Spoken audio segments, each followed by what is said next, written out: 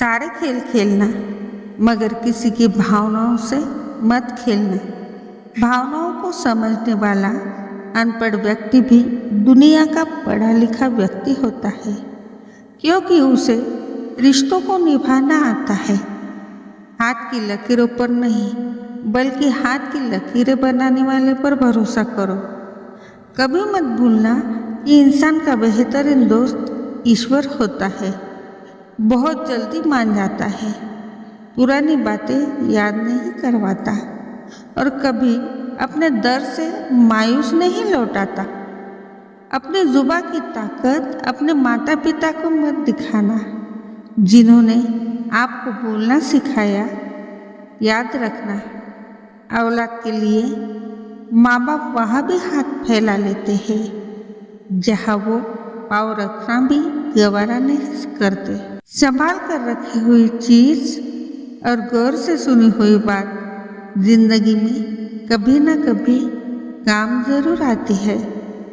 दुनिया को विज्ञान कितना भी विकसित और सुखद बना ले, लेकिन मानसिक शांति आज भी प्रकृति की गोद में ही मिलती है।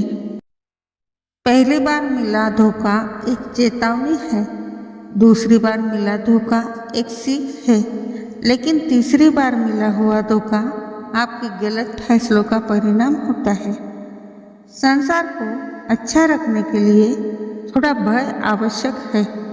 मृत्यु का भय जीवन की रक्षा करता है, गलती का भय सही राह पर रखता है, बीमारी का भय स्वच्छता की ओर ले जाता है और दुख का भय आपको नेकी के मार्ग पर रखता है।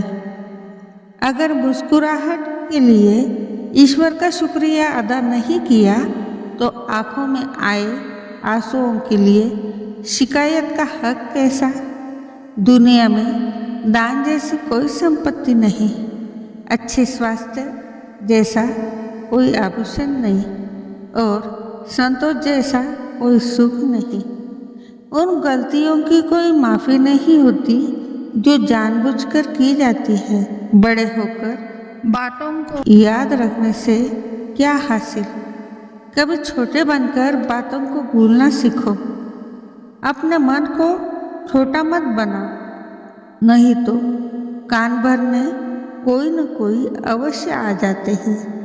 अपने आप को किसी का आदी मत बनाओ, वरना आपकी खुशियाँ उसके मूड और फुर्सत की मोहताज होकर रह जाएगी। नींद और निंदा पर जो विजय प्राप्त कर लेता है, उसे आगे बढ़ने से कोई रोक नहीं सकता। सांसें किसी का इंतजार नहीं करती, चलती है या चल देती है। इसलिए चिंता उतनी ही कीजिए कि काम हो जाए, उतनी नहीं कि जिंदगी तमाम हो जाए। अगर आपकी वजह से किसी के आंखों में आंसू आते हैं, तो ध्यान रखना कि ये आंसू आगे चलकर आपकी आंखों से भी आएंगे। वक्त कभी भी बदल सकता है, इसलिए उतना ही सितम करो जो तुम सह सको।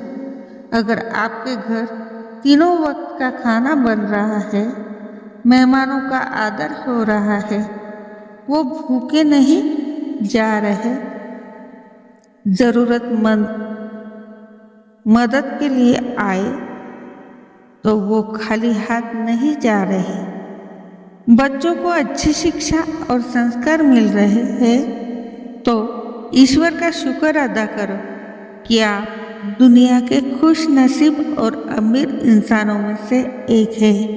यदि खुश रहना है तो जिंदगी के फैसले अपने हालात को देख कर लो।